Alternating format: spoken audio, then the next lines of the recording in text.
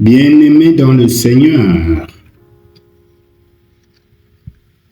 alors que nous arrivons au terme de cette formation dédiée au couple, nous voulons rendre grâce à Dieu pour le chemin parcouru ensemble. Tout au long de ces rencontres, le Seigneur nous a conduits pas à pas pour mieux comprendre son projet d'amour pour le mariage. Nous avons redécouvert le fondement divin du mariage, cette alliance sacrée où Dieu unit deux vies pour n'en faire qu'une. Ce mystère qui dépasse toute compréhension humaine devient une source de grâce lorsque les époux s'appuient sur Dieu comme rocher et guide de leur union. Nous avons aussi médité sur les domaines qui construisent l'unité du couple, à savoir l'écoute, le respect, le partage, la patience, la maîtrise de soi. Chaque petit effort, chaque geste d'amour, chaque parole bienveillante devient une pierre qui édifie la maison familiale. Le dialogue nous a été présenté comme un instrument de guérison et d'harmonie. Lorsque les cœurs s'ouvrent sans crainte et que les mots sont imprégnés d'amour, les blessures se referment et la confiance renaît.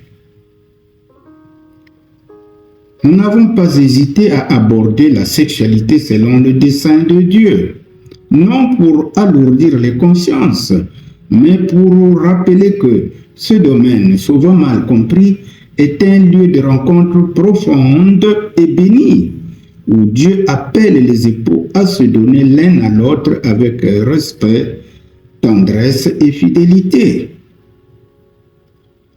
Le thème délicat de l'autorité et de la soumission a été replacé dans la lumière de l'Évangile.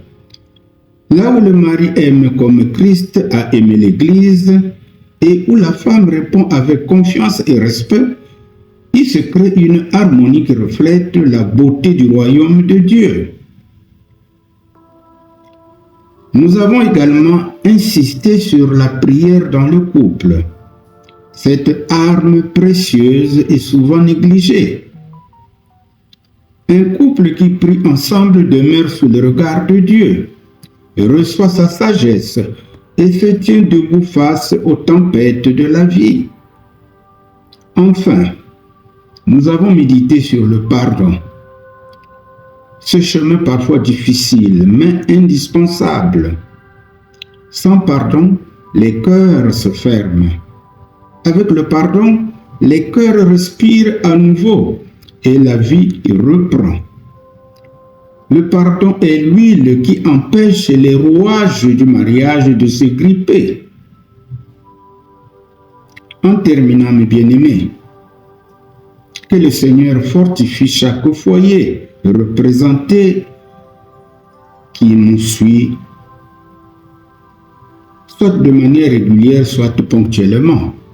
Mais vous avez toutes les sessions d'enseignement à votre disposition, surtout en allant dans Berphilo TV, sur YouTube bien sûr. Certes, nous sommes aussi sur TikTok, mais nous vous renvoyons plus sur YouTube. Que la paix de Dieu habite vos maisons, que sa lumière éclaire vos décisions, que son amour inspire vos paroles et vos gestes, que chaque couple devienne un signe vivant de la fidélité de Dieu. À présent, mes bien-aimés dans le Seigneur, nous allons prier. Prions. Seigneur notre Dieu, au moment où nous clôturons les enseignements sur les couples, nous voulons te rendre grâce pour tous les enseignements reçus. Affermis nos mariages sur le roc de ta parole. Apprends-nous à dialoguer avec amour, à bâtir l'unité par des gestes simples et à vivre notre intimité dans le respect et la fidélité.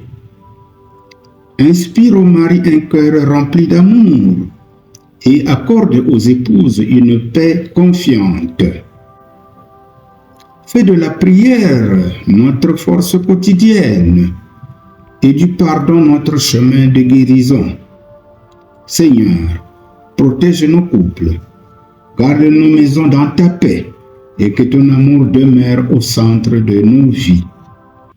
Au nom de Jésus-Christ, Amen.